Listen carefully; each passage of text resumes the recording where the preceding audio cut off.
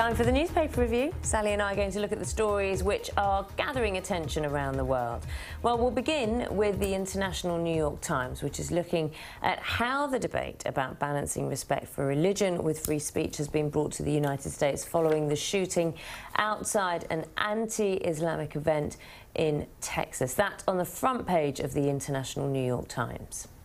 Now let's have a look at the French press. I bet you can guess what story they're looking at. This is the French National Front Party, which has suspended founder Jean-Marie Le Pen over his remarks that the Holocaust was a detail of history.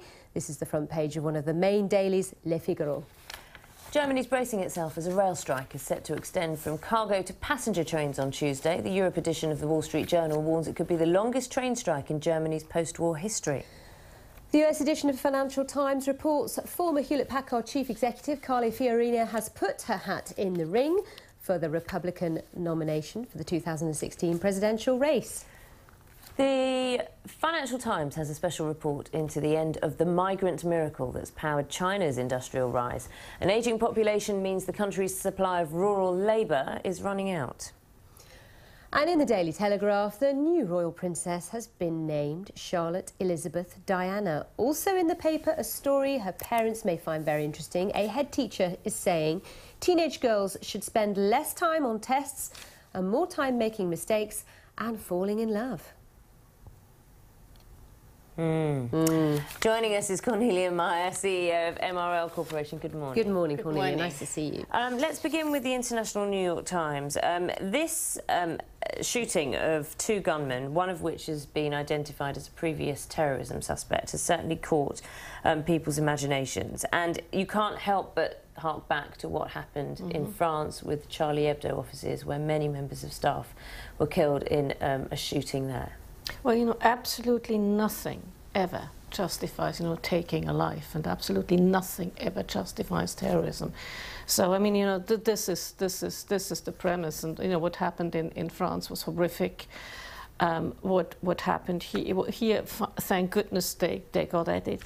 The question I have, look, we have great religions in this world. We have Christianity, we have Judaism, we have Buddhism, we have Hinduism, and we have Islam. And where, yes, there is this thing about free speech and protecting religious rights, but why go out and do something that you absolutely know is offensive to your neighbor? That's just something that I have a hard time reconciling with the free speech argument, because you just don't do things when you know that something hurts somebody's feelings. Can we not? Isn't there enough we can draw curtains about?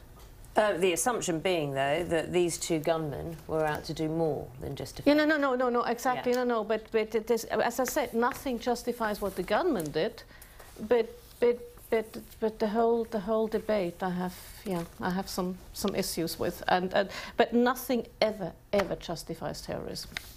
Now, let's talk about what's happening at France's National Front. A family feud going on here when it comes to the leadership of that party, which Jean-Marie Le Pen started in 1972 and was running till 2011, and now he's been ousted. Yes, but he has become a liability. You know, if somebody goes out and says the Holocaust was a detail of history, that is beyond words, that is beyond the pale. So he has become a liability. Interestingly, in this article, the argument is it a good idea? Some people want to maybe oust him from the party. He's now suspended. And a lot of people comment and say, well, he can actually do more damage once he's ousted, because he can even make more outrageous statements than when he's still a little bit within the control of the party. Interesting, he still holds his seat in the European Parliament, and he's a regional councillor in the south of France, but the background to this is that Marie Le Pen is has been trying to steer the party away from the racism and anti-Semitic labels that have been applied to the group quite openly, and this is all part of her effort to clean up the party. And, you know, and rightfully so, because these are statements that are just simply not acceptable. You were covering this transport strike yesterday. We were yesterday. It started yesterday, virtually a week-long strike at Deutsche Bahn, the rail operator in Germany. Yesterday it affected freight, which is a big deal in Germany, given how much it exports. And today it's people trying to get on the trains to go to work that will be affected. And it's a big impact, It's going to be huge chaos. I mean, it's, I think, the 3rd or 4th strike this year. I mean, they've had several this year. And literally, the country comes to a standstill. And especially places like Frankfurt, which is a sort of a big agglomeration of about 5 million people. You know, everybody thinks Frankfurt is about 1 million. It's about 5 million people. And most of them go by train to work. So you really make it very difficult for people to get to work. So this has a huge economic impact. And how will it play out, do you think? I mean, when they do a week-long strike, I mean, that's going to have a big impact. That's going to have a big impact, and at some stage Angela Merkel may do a Thatcher on them, who knows? Yeah, we should watch with interest. Let's explain to everyone what a Thatcher is. Well, you know, Thatcher went against the coal miners and sort of basically sort of froze out the coal mining trade unions. So at some stage something's got to be done, because you can't have your country come literally to a standstill. We should watch with interest. Interesting, the race for the White House, isn't it? Yeah. HP, Hewlett-Packard's, the former boss, Fiorina, has joined the race for the White House. What do you make of this? Well, it's interesting. I mean, you know, we have now the Republicans have a female candidate as well, which is I'm very delighted about. Well, she's looking to become a candidate. She's looking. She's put her hat in the ring. I mean, they have somebody who's going to go into primaries, so that's a good thing.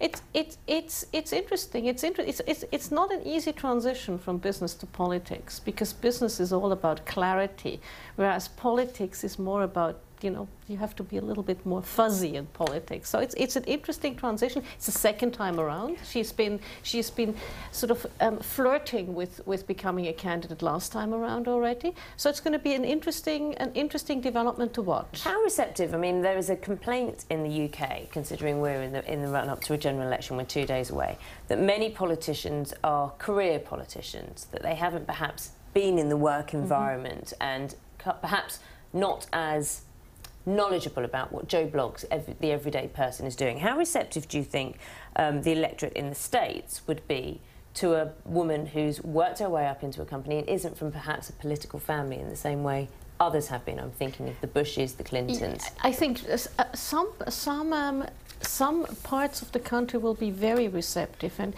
I've been speaking to quite a few Americans on this election, and quite a few of them said, you know, it's getting too dynastic. You know, it's always a Clinton and a Bush, and you know, especially if it's Jeb versus Hillary, Jeb Bush versus Hillary Clinton, it's going to be dynastic. And maybe America's ready for an election contest that's not so dynastic.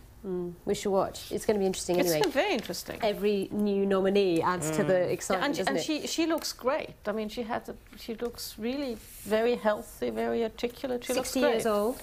7 years younger than Hillary. She looks like 50. She doesn't look like 60. Financial Times, front page, UK version. China's migrant miracle grinds to a halt as rural labour supply runs dry. How significant is this? This is very significant because for a long time about 4% of growth sort of came from this migration from rural labour into the cities, of the urbanization. And as the population is getting older, there's fewer people who can migrate, so this is quite significant. But it will then have to be made good by efficiency gains. You know, you can become more efficient and still go there. But you know, an aging population is a problem. In about this year, I think the people in work will reach a peak, and after that it will go down. And in Japan, it has been a problem. Let's end on new baby in the royal family.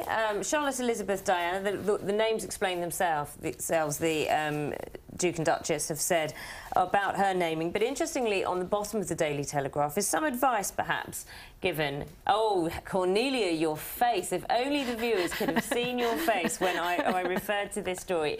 Let's see your disdain. Do explain. OK, first of all, I think what a lovely name. I mean, what a wonderful tribute. You know, you have Prince Charles in there, you have Queen Elizabeth in there, you have Diana in there. Fantastic.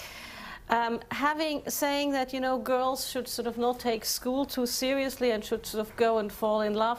I mean, we are in the 21st century, aren't we? We are indeed, and we're also out of time. But I think you've made your views very, very clear, Cornelia. Sally and I will see you very soon. Have a nice day.